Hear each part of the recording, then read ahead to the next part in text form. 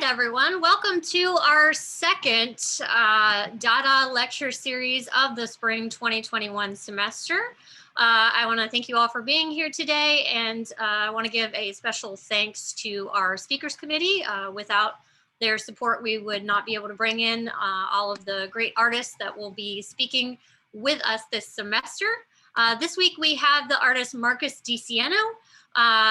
Marcus is a visual artist who is interested in how the advancement of visual technology continually changes and mediates our understanding of the world.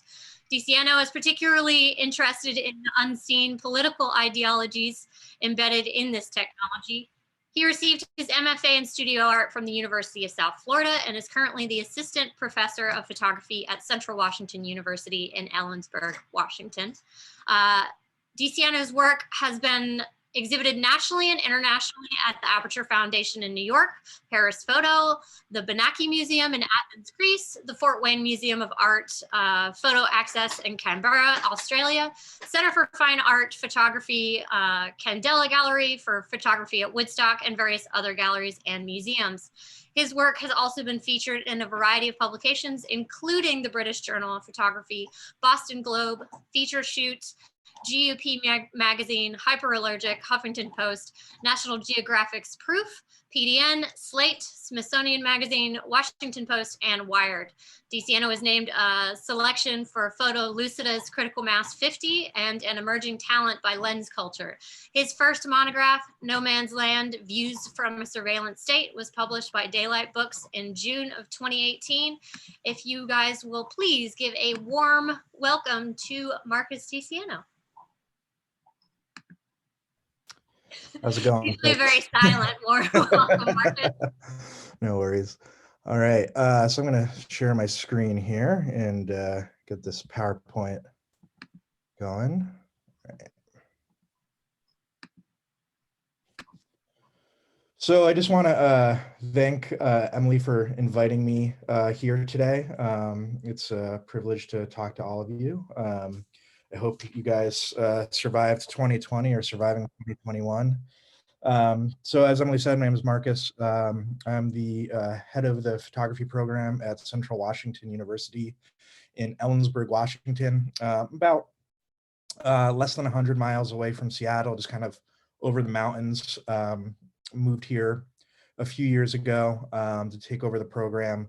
It's a spectacular place, so I just want to kind of plug that. If any of y'all are looking at grad schools, my chair told me to let everybody know here that we have a great MFA program and full funding and a February 1st deadline. So, and we got great facilities. We have one of the largest dark rooms in the Pacific Northwest, and we also have a separate alt process darkroom, which is very important for me, as you'll see in a bit, and some really wonderful digital facilities. So, all right, so let's get trucking here, and I will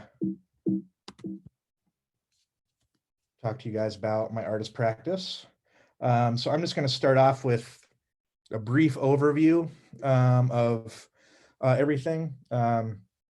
So as an artist, I'm deeply interested in the implications photography has had on us historically and how the advancement of visual technology continually changes and mediates our understanding of the world. So in the 21st century, with the ubiquity of digital imaging, with the omnipresence of the internet as a means of exchange, and the rise of artificial intelligence, we face a new era where the camera is now an active participant in the role of seeing. So imagery and photography are being significantly used to control our lives, yet this massive paradigm shift in image making and interpretation remains invisible to most. So my work investigates the various ways in which visual technology transforms, commodifies, and regulates our lives, with specific attention devoted to this notion of privacy. The average person is largely unaware of the ways in which image-based technology invades their private sphere. I use image making in a performative way to interact with these technological tools of control, to make the viewer aware of the convoluted architecture and infrastructure of machine vision and the authority embedded within. I intentionally misuse, reimagine, and repurpose a variety of surveillance technologies to create my photographic artwork. I actively subvert the original intention of this technology through my art as an act of protest. So algorithms, neural networks, and the language of the computer are transformed into artwork that relies on pictorial traditions for the viewer to more easily grasp the information they're receiving. So my work turns these abstract, invisible, and intangible features into something material for the viewer to recognize and interpret. This process of transformation is central for the viewer to understand the politics entrenched in this technological battleground that we live in. So that's kind of my artist statement overview of my practice. Um, but I think it's really important. I don't know about you guys, but whenever I go to an artist talk, I want to know where an artist gets their inspiration, what makes them tick, why do they make something? Because we don't make art in a vacuum, right? We're influenced by the cultural, societal, political, and ideological forces that bear down on us in every day. So I was a teenager in New York, living in New York on 9/11. My uncle was actually in an office very close to the Trade Center. I had friends who lost family members.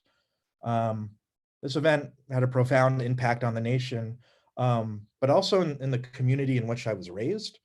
So growing up in this environment deeply affected the ways in which I look at the world. I became really active in politics very early on in my teenage years, directly related to the events that happened in the years after 9/11. And I actually wanted to become a lawyer. Um, Art school gave me money, so I went to art school. Um, but my deeply held political beliefs grew from this time period and really informed my artist practice, as you'll see in this presentation. Now, the series I'm going to start with today, No Man's Land, Views from a Surveillance State, was a journey to understand how visual technology shapes our understanding of privacy and freedom in a post 9/11 landscape. So in this series, I hack into surveillance cameras and closed circuit television feeds. The focus of subject is not on sites you would traditionally think of when you think of surveillance, like street corners, convenience stores, etc. Um, no, instead, my notes are going all over the place here. Instead, I try to find landscapes removed from our usual understanding of surveillance, looking for classical notions of the picturesque or sublime. So the hope is the viewer then sees how totalizing the reach of our surveillance state is. I mean, if there's a camera on this remote mountaintop in the middle of nowhere, where it isn't being recorded in 2021. So today I'm going to take you through the content of this project and a couple others so you can see the logic behind my decision making as an artist and get a better understanding of my practice. So the origins of this project actually started when I was a graduate student at USF with Emily. It was my first year, and I was making a series of wet plate collodion landscapes and I was shooting in Big Cypress National Park in the Everglades. So one day I was down there, I was working, and I saw a few park workers nailing a camera to the tree. It seemed kind of bizarre. So I asked them what they were doing, and they told me the camera keeps trespassers out after dark. They then proceeded to tell me that the camera didn't actually work. It was a prop. So this was like an amazingly profound moment for me when I realized that the power of the surveillance camera came not just from its functionality, but more as a semiotic meaning for a sign of power in our culture. Um, and it was like this crystal clear, moment where this raw power of surveillance came into view for me as an artist. So the surveillance camera is, of course, a perfect example of Michel Foucault's vision of the panopticon, the notorious prison design introduced by 18th century philosopher Jeremy Bentham, where all inmates can be watched by a single guard. There's a threat of constant invisible surveillance in the panopticon, as the prisoners can't see the guard in the middle, in the tower. They never know whether or not they're actually being watched, and therefore they discipline themselves. So the surveillance camera acts in a very similar manner. It's a signifier of dominance and power over us. When we see a surveillance camera outside of a building, it's a sign that someone's watching, or it's a sign that someone could be watching, but it demands an authority, excuse me. The camera itself creates a barrier, a wall, a frame by its mere presence. You know there's some kind of prominence or importance to that place. So how does this change how we look at the spaces around us? And how do we use this technology to create a sense of control over our environment? So issues of privacy, the invasion into our private sphere, the invasion into our digital spaces. These are all ongoing conversations, and there are a lot of artists who are tackling these issues and critically examining the implications of these matters. Um, so I sat with this thought about making artwork about surveillance for quite a while before I actually began to consider ways I could frame the conversation. And it eventually took me back to where I encountered those cameras in a national park, back to nature, and back to this genre of landscape. So why landscape? Well, cultural historian W.J.T. Mitchell points out in his book, Landscape and Power, that landscape should be seen as a verb and not a noun. He asks that we look at landscape not as an object to be seen, but as a process by which social and subjective identities are formed. So landscapes are an instrument of cultural power. I'll speak to more about this in a bit, but my first concern, starting to make work about surveillance and this concept of surveillance is what could I do? Could I use this technology in any way for my own ends? Could I, for instance, even get into a surveillance camera feed? And sometimes, you can hit your head against the wall in the studio. Sometimes you just got to drink a couple beers. So one night I was just, relaxing and just started with a Google search. It turns out getting into surveillance cameras is shockingly easy. So I literally started with the Google search you see here, and I got countless how-to guides for hacking into surveillance cameras and closed circuit television feeds. I'm not a computer expert by any means, but this made me acutely aware of just how vulnerable our virtual privacy is today. And additionally, there's vast communities on the internet that seek out, find, and share CCTV feeds from around the globe. Most disturbingly, there's like a lot of groups that share nanny cam feeds. Um, that's like a whole nother road to go down, and as far as the creep factor of all of this. Um, but many of these cameras might be protected by passcodes. And I use the term hacking for what I do. Now, many people have particular associations when they think of the word hacker, and it really isn't that hard. Maybe you think of Hollywood movies like War Games, computer whiz kids hacking the DoD. I'm not Matthew Broderick. I literally guess passwords, or I use a computer program that does so for me. So these are the most used passcodes. So when people talk about, the Russians hacking our election in 2016, it's really easy for me to believe after doing this project. These passwords that you see here work for security cameras around the world, including cameras owned and operated by our US government and military. So I kid you not, this is real here. I got into Area 51, Groom Lake, Nevada, with one of these passcodes. I was really disappointed there were no flying saucers, but great military intelligence we have in this country. So now that you know how I can get into these cameras, I have this entire global army of automated cameras at my disposal, literally tens of thousands of cameras pointed in every direction on every continent. Where did I start? First I would say that much of this work was about being an archivist. I have various aesthetic concerns that go into my selection process, but primarily, I feel that I'm essentially like a curator of the vast apparatus of the surveillance state. And I find this intriguing on multiple layers. As I'm using the internet to construct this work, I'm simply using what's available to me and what's available to you or anybody, and what's often overlooked in these public and used spaces. So I just spent countless days and nights sifting through, looking at and collecting images from these cameras to construct this project and then photograph the screen. So, sit down after teaching one day and be like, okay, it's 1 p.m. here. Where is the magic hour? So I can get some good light or interesting light around the world. Or it's 3 a.m. and on a Saturday night. Oh, it's morning in Turkey. I guess I'll look at surveillance cameras in Turkey. So this project really took me all around the world. The only continent that's not in this series is in Antarctica. And that's just because there's like 3 surveillance cameras down there. But anyway, back to this question. Why is landscape an appropriate format to talk about surveillance? So all of these cameras that I use, that I'm tapping into, they designate some form of power or control over the landscape being viewed. So a traffic camera monitoring for speedy commuters, a military installation looking for trespassers, and FAA station monitoring the skies.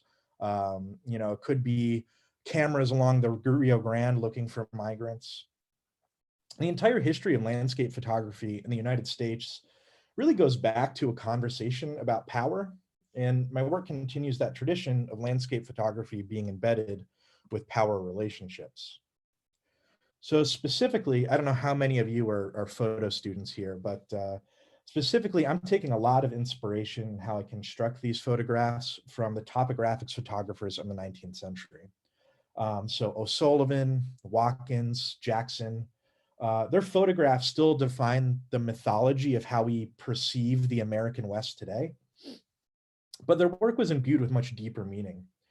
So historian Joel Snyder points out that these photographers are making extremely calculated decisions in their work to, quote, play to the expectations of their audience, to reassure and reconfirm beliefs about the American landscape, and to portray it as a scene of potential habitation, acculturation, and exploitation, unquote. So I'm often making direct compositional references to these works and the decision-making processes of these photographers. So maybe it's the high reference point to create a power relationship over the environment. Maybe it's the exclusion of persons, just as these survey photographers did, to minimize the identity and existence of the native people who are inhabiting these lands. Maybe a road, a path, a railway cutting through the middle of the frame to a horizon line to indicate conquest over the landscape, as these 19th century photographers did in many of their photographs to help spur development into these lands for the mining companies who funded their works and their expeditions, and to play up the zeitgeist of manifest destiny of the time.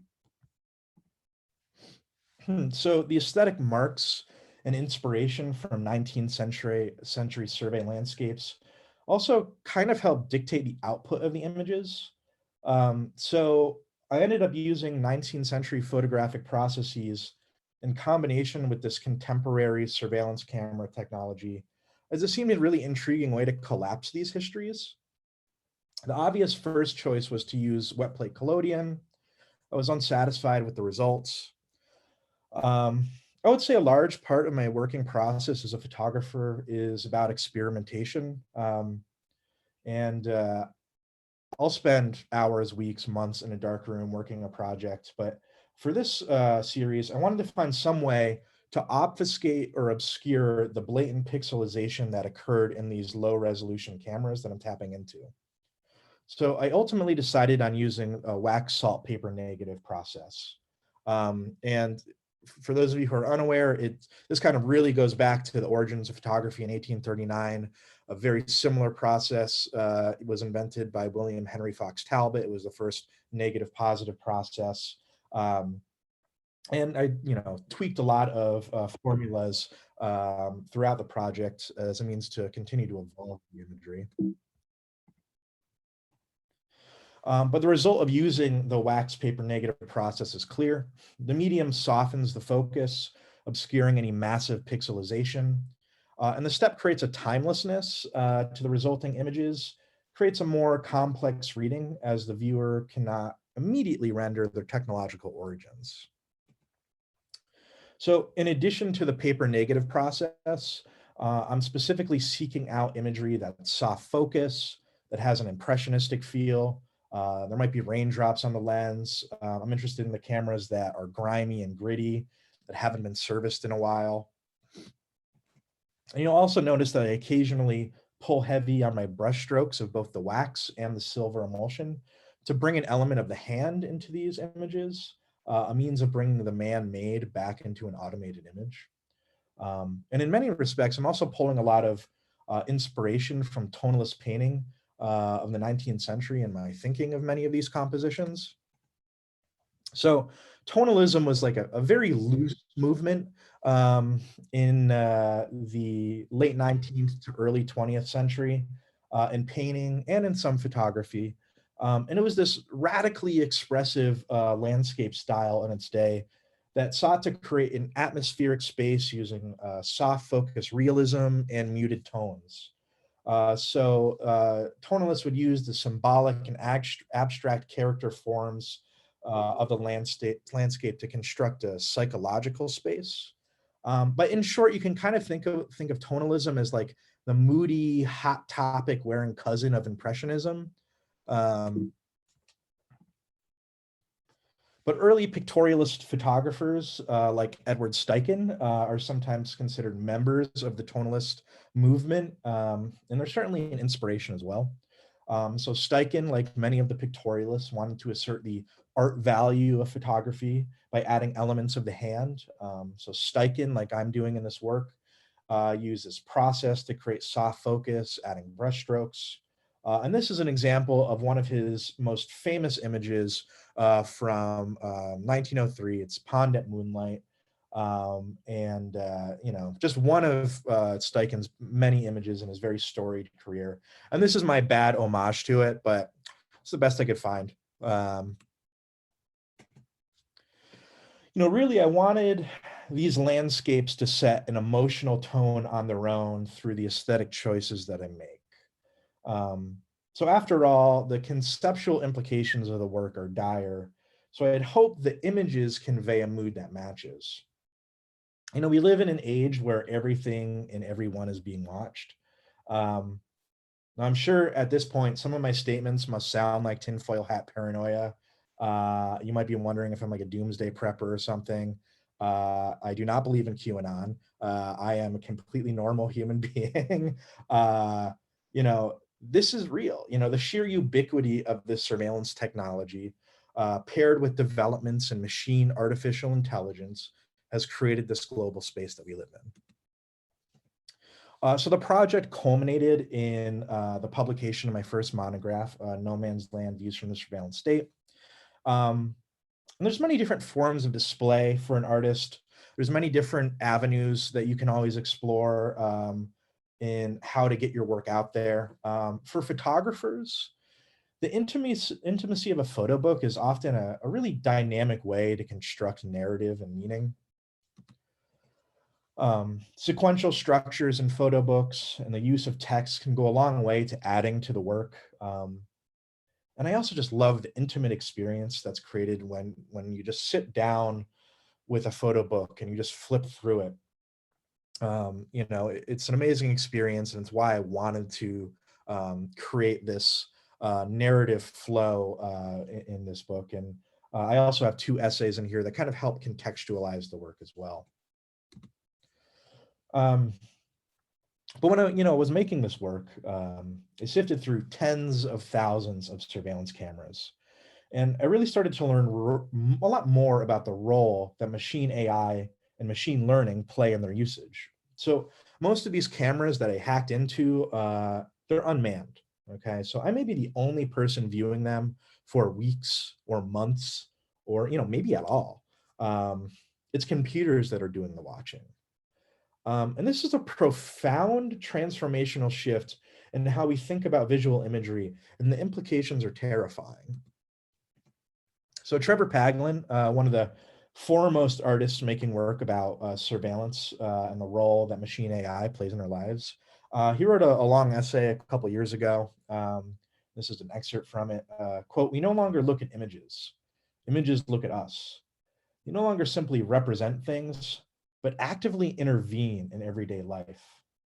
We must begin to understand these changes if we were to challenge the exceptional forms of power flowing through the invisible visual culture that we find ourselves enmeshed in. And really, this is a great summation of my feelings and my concerns moving forward. So my research after No Man's Land really steered me to work with machine learning and artificial intelligence, and this entire language being written for computers to understand the complexities of the visual world. Um, and it's important to note that there's a near endless number of ways this technology is being used in your everyday life. I could do a deep dive into the biases built into Google's search engine, by their AI, for instance. I could talk about how you actively receive and interpret data, news, and information on every platform that you look at on the internet, and how it's being filtered through these same mechanisms of control.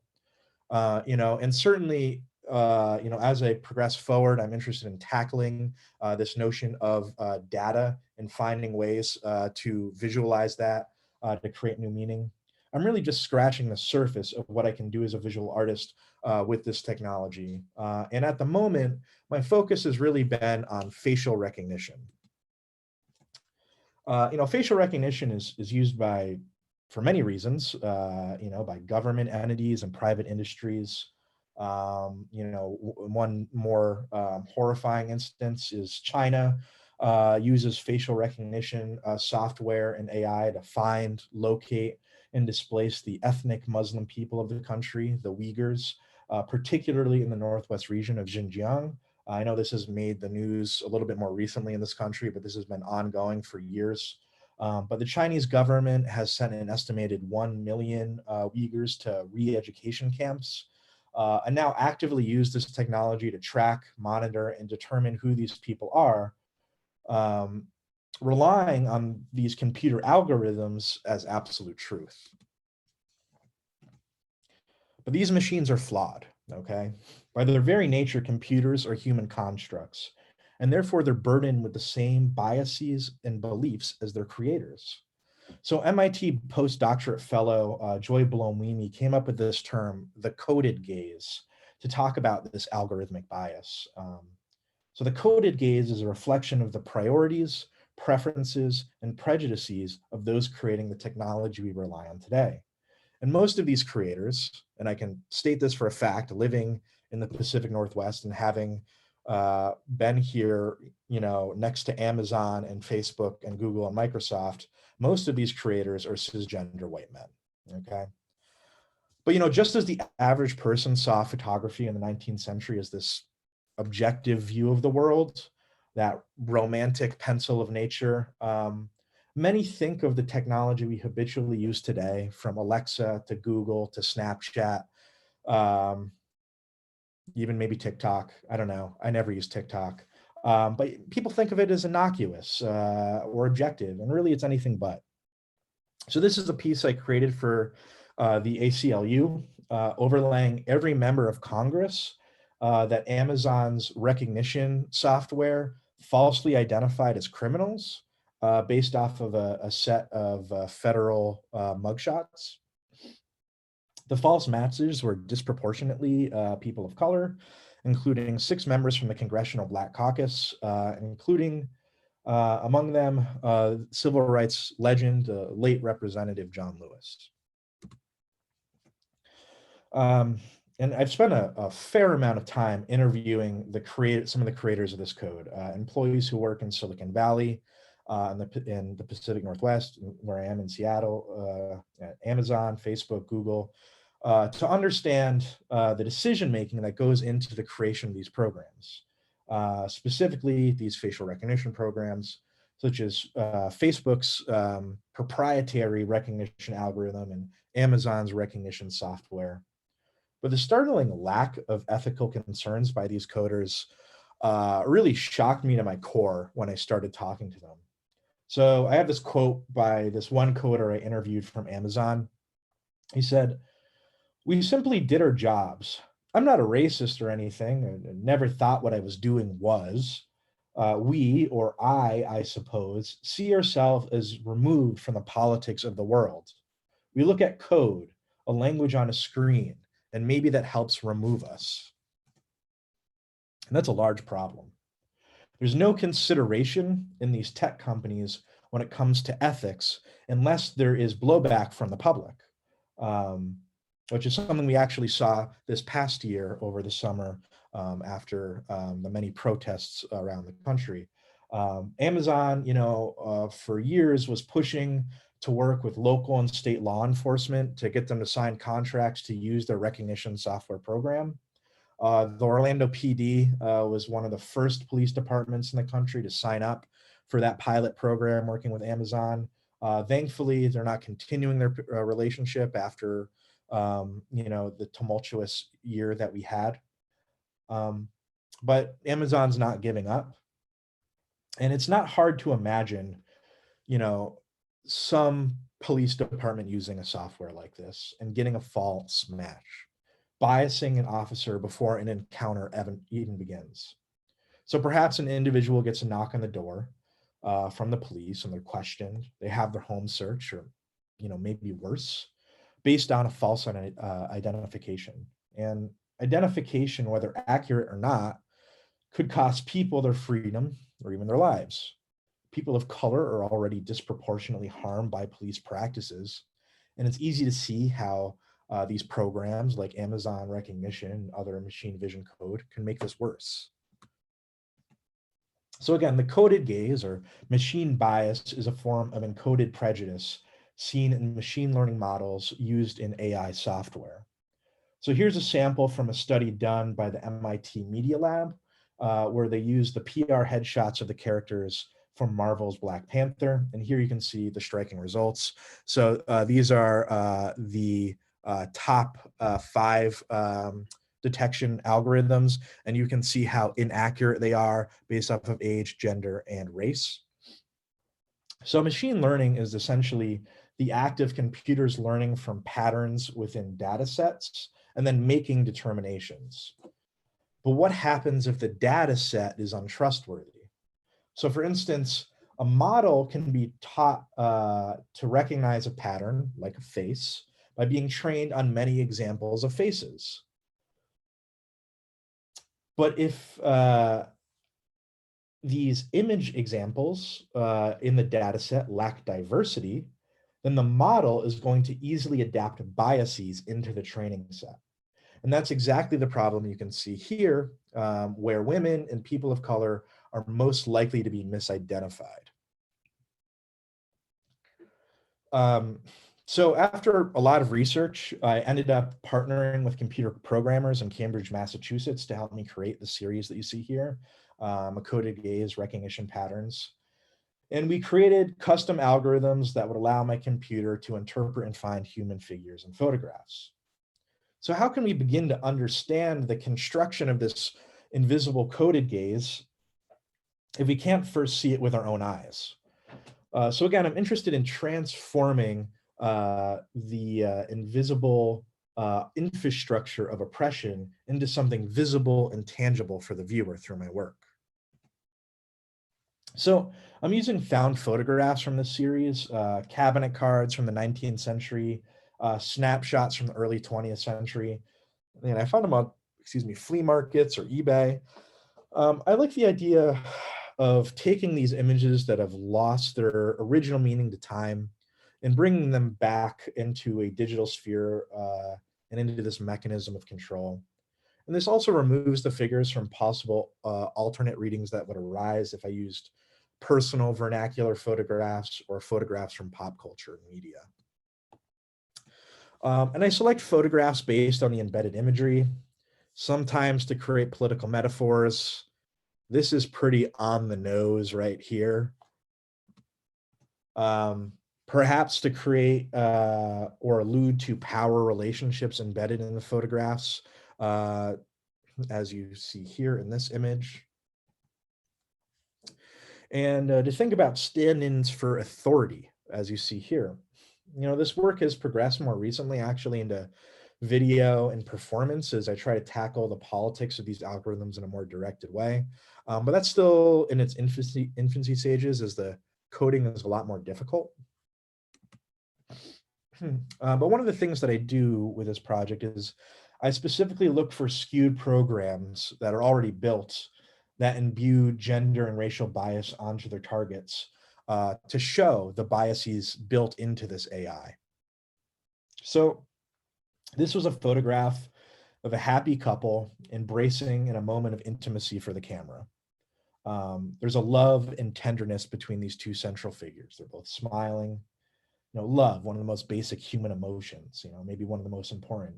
And yet the African American woman in this picture is stripped of her emotions and her humanity by the AI here that doesn't deem her to be a human based off of this flawed algorithm that doesn't understand what's going on because it is not a person. It is not dictating these things.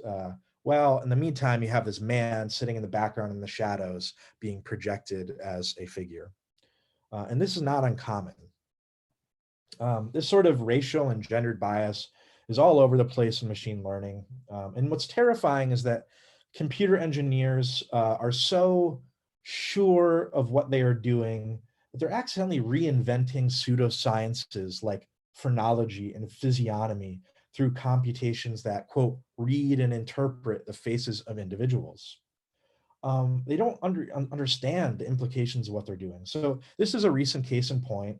This is just in a snapshot I took from a paper titled Automated Inference of Criminality Using Face Images. And it was a study done by Xiaolin Wu and Zi Xiang, submitted to ARXIV, which is a popular online repository for physics and machine learning researchers. And that was like in 2016. But Wu and Jiang claim that the machine learning techniques can predict the likelihood that a person is a convicted criminal with a 90% accuracy. That is an absurd and just stupid statement. Computer engineers and programmers who think like this are creating a flawed and dangerous system that's going to have extreme consequences globally and within the United States. But suppose instead of what these researchers did, you start with the assumption that there isn't any relationship between facial features and criminality. So in place of this question, you are interested in whether there's bias in the criminal justice system. Then you'll take Wu and Xiang's result as evidence that there is bias, that the criminal justice system is biased against people with certain facial features, thus explaining the difference between photos of convicted criminals and photos of people from the general population. These authors never conceived of that point, that criminality could not be tied to facial features.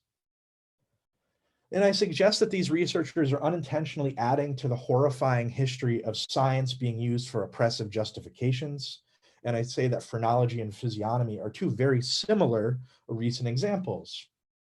So these pseudosciences measured the head and facial features of people to accurately understand someone's psychological traits, character, and ethnic background. People in positions of power wielded these falsehoods under the guise of empirical science. So what's different about what's happening today in the age of machine vision? Physiognomy didn't prove to be dangerous because it worked, but because people believed it worked. So what happens when people buy into the beliefs that the computer is an infallible and objective judge of the world? So I push these historic relationships to an absurdist limit to critique the dangerous path that we're walking along in this kind of technological tightrope. So here I'm using emotion recognition software on these found photographs and altering the code to find certain emotions. I'm actually pulling directly from eugenics texts from the 19th century, taking the actual historic vocabulary about criminality and physiognomy and placing it into these modern algorithms. And you can also see the stark inaccuracies of this technology. So here, this photograph of a woman is read as a male that is 11 to 21 years old. Obviously not true. And this project is ongoing. And I'm working on turning this research into my next book for a release in fall of 2022. But the book is going to be far more collaborative as I'm interviewing and asking coders, specifically coders of color and theorists, to write about these issues, to have a kind of back and forth dialogue between image and text. I want to create a finished product that will give the viewer a firm understanding of this technology, and that can be marketed outside of the photo book realm, and perhaps interject into larger discourse. So I'm going to kind of talk about this other project here. You know, sometimes the act of art making is slow going. Some of my projects coalesce quickly, while others take years. So one longer term project has involved me researching, interviewing, and photographing the many components that make up our global surveillance state. So I've gone around the country and the world to photograph CIA black sites, buildings the NSA used during the PRISM program that, of course, Edward Snowden famously uh, blew the whistle on, and a host of computer farms used by private industry. And I've interviewed and photographed many who work in these fields. And I've spent almost 4 years now corresponding with the Smithsonian, the International Spy Museum, and the CIA to get access to photographing their respective archives. And I've had some success. This really broke my heart. Like last January, the CIA was finally willing to let me photograph in their vault in Langley. I had to pass a background check, and I was going to go photograph in the summer of 2020. Well, of course, you know, COVID happened. So obviously I didn't get a chance to photograph, but I will get there at some point, unless something else catastrophic happens this year.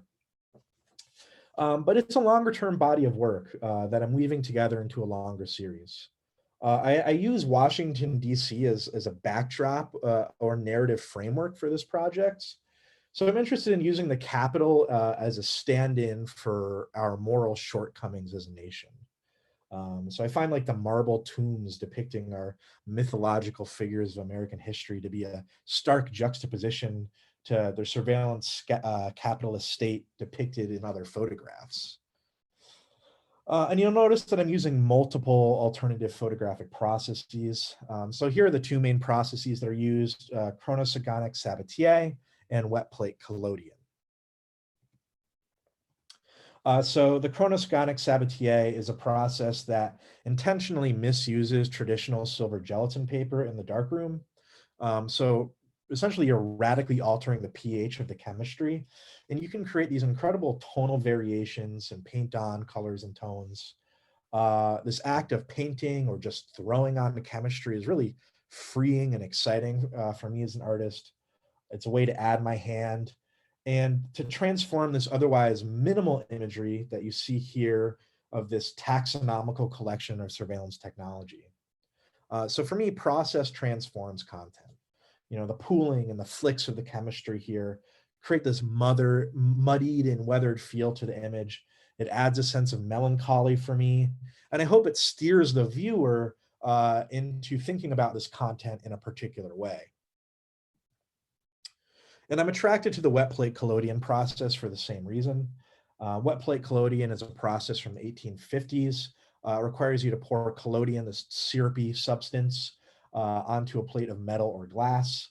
You then place it in a bath of silver nitrate, and it is wet. And you have about 10 to 15 minutes to create the exposure and develop the piece before the collodion dries. So you need a darkroom with you at all times.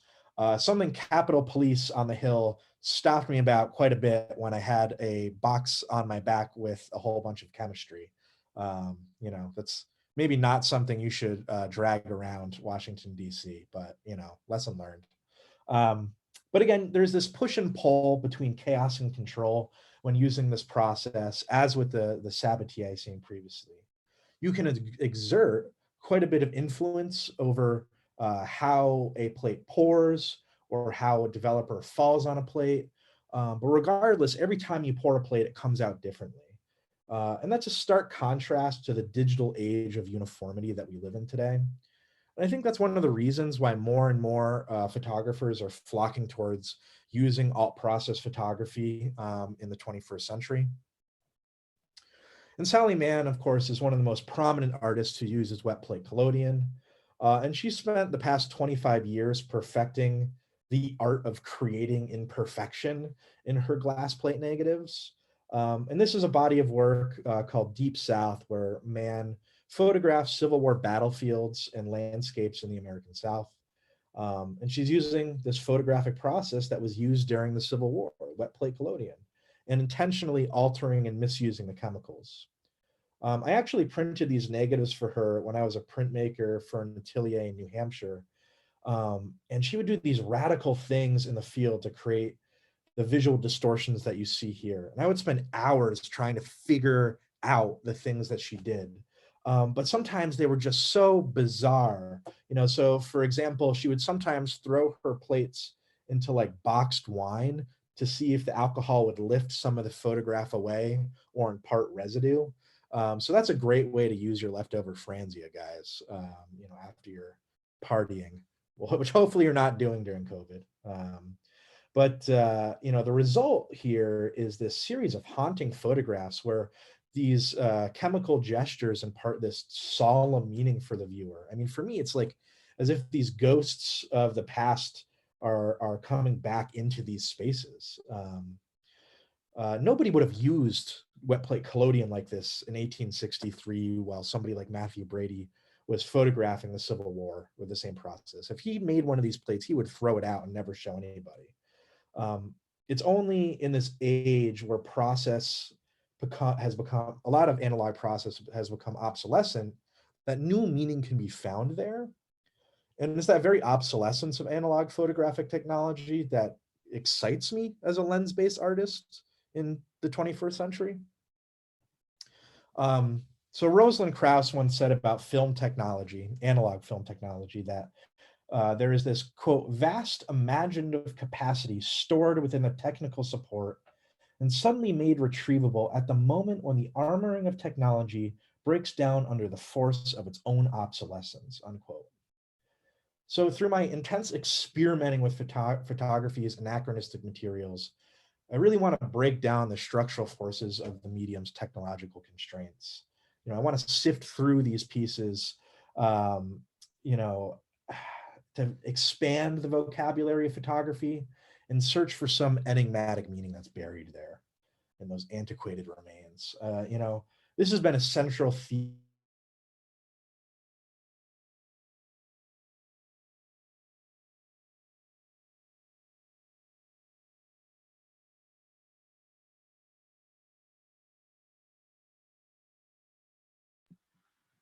You guys, if you bear with us for just a second, it appears as though we may have lost Marcus here.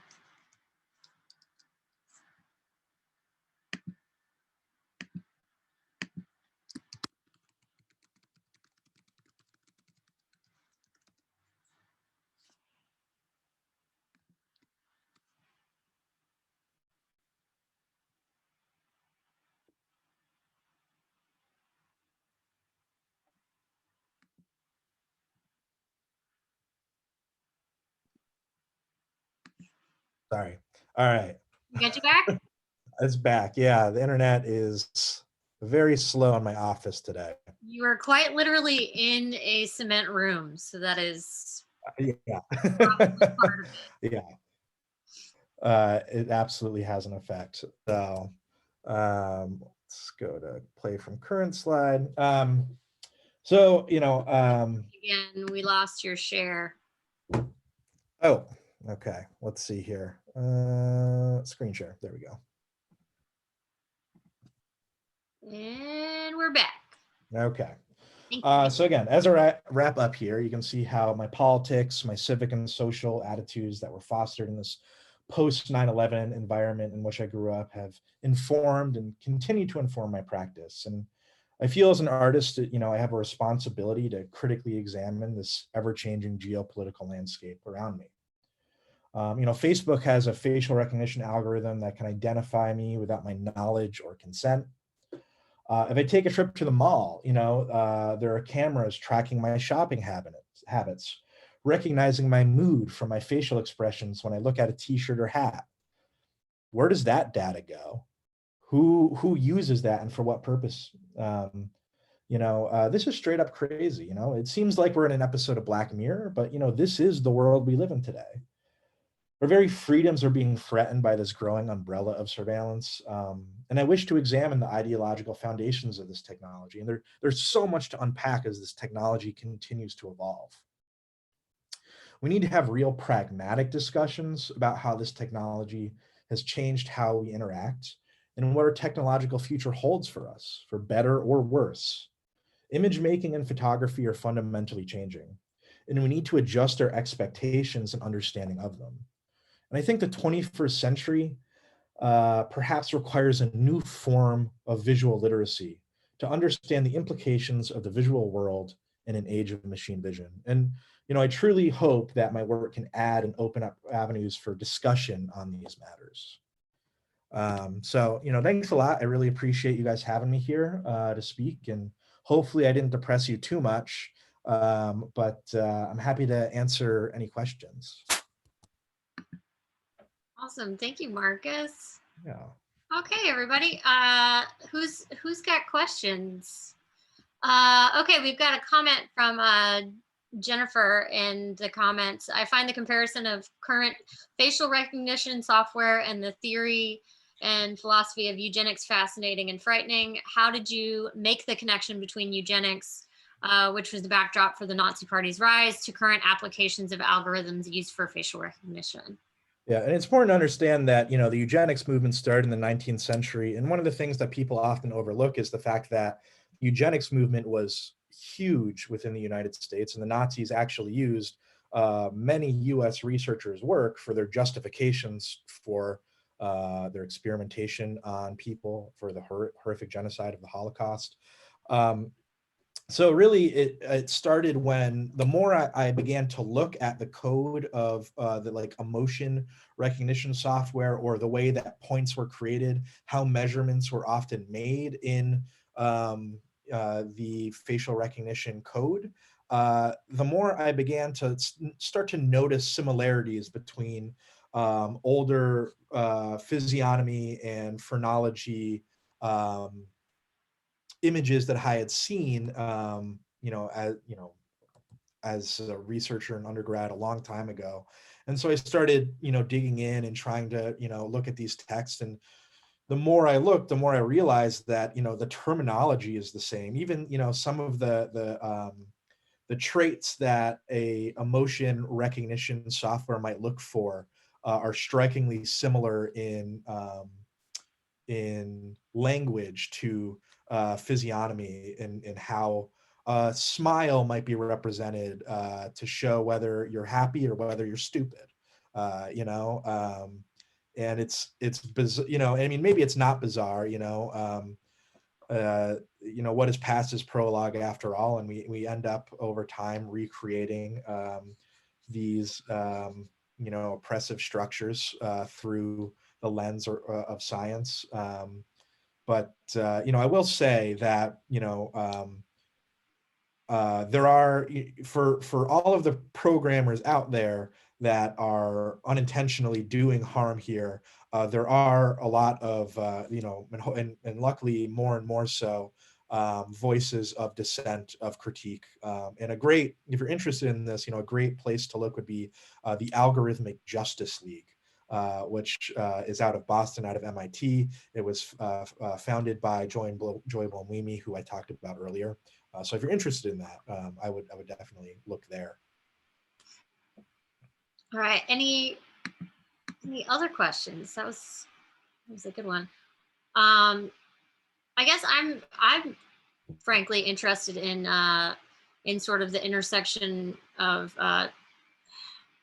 potentially how you feel about using or using some of the technology that potentially is causing this problem, but then subverting it for your own ends to pinpoint those ethical challenges. Right. And how that happened, or if it truly was just one of those moments in your studio where you're just like, how hard is that really? very quickly, researching facial recognition, when I started getting into it, I was immediately introduced to the embedded biases. But I spent a really long time wrestling with, am I the right person to have this conversation, right? I'm not the person that is being actively marginalized or oppressed by these flawed algorithms. And so I would say the first, couple years of working on this series, I was interested in maybe more formal concerns and how to create the pieces, but then I began to, as I was doing that, it didn't have the emotional resonance or response that I wanted. And I realized that I'm not, speaking for a person of color. I'm speaking about this oppressive technological, uh, you know, infrastructure that we are all participants in. And so I think that was a really big distinction for me to make, because I don't want to speak for others. And, as a photographer, as a photo professor, that is something I talk about all the time, when we talk about documentary photography, the power relationships embedded in documentary photography of being an outsider and co-opting somebody else's narrative for your own. So it was a moral and ethical quandary that I wrestled with for a while. And I think I kind of, after talking with colleagues at conferences, I made work and kind of didn't show it. And I realized that was just, that was foolish on my part. If I wanted to talk about these things because I find them important, then I needed to. So That was a really good answer.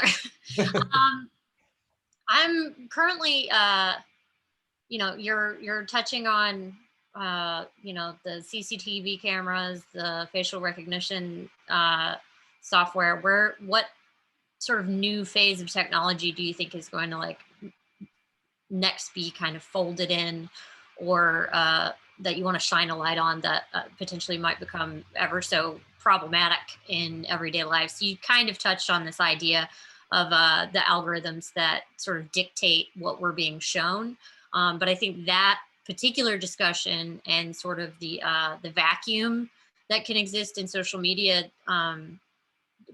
perhaps might be something that you're like looking into or figuring out ways to depict visually. I'm kind of interested in those next steps. Yeah, no, totally. And actually that's what's going on in my studio right now. One of the many things going on in my studio. But yeah, especially after, the past couple years of growing, fake news and people having their um, media filtered through, certain lenses. I'm very much interested in tackling that. But the challenge, of course, is that with the CCTV or with the facial recognition algorithms, I can rely solely on this photographic language, whereas looking at these more abstract forms of data that is being influenced. I'm still trying to figure out the best way to visualize that or turn that into something tangible for the audience. And it's really kind of steered me in a very different direction of using video, of using of doing performance installation work that is really stuff that I've done way long ago, but something that I'm rediscovering. And yeah, so I'm still trying to figure that out. On my Instagram, there's like a couple posts I think I made like last month about and I turned like a couple of these search engine these ridiculous search engines into jacquard weavings. And it was an interesting experiment. I don't think it was entirely successful. So I'm still trying to figure it out. Yeah. It's a complex language that potentially might be a more long-term process. All right. Well, I believe we're out of time unless anybody has a closing question. Speak up or forever hold your peace. All right.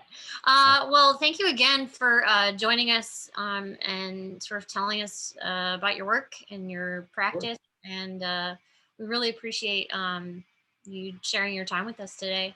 Yeah. Um, uh, you have a bunch of people saying thank you in the chat.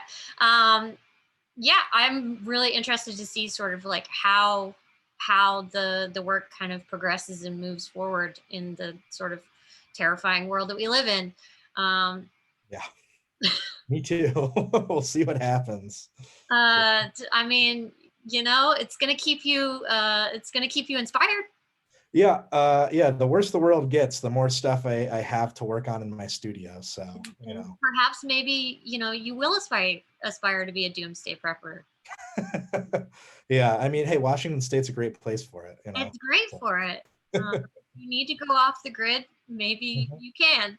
Yeah. All right, everybody. Thank you for joining us for the lecture today. I will see you guys again next week. Marcus, I'm going to go ahead and let you go. Awesome. Well, thanks so much. I really appreciate it. Thank you, and hopefully we'll talk soon. Yeah, sounds good. Take care. Bye. Okay, Bye. everyone who is in my lecture class, we are going to take, hold on one second.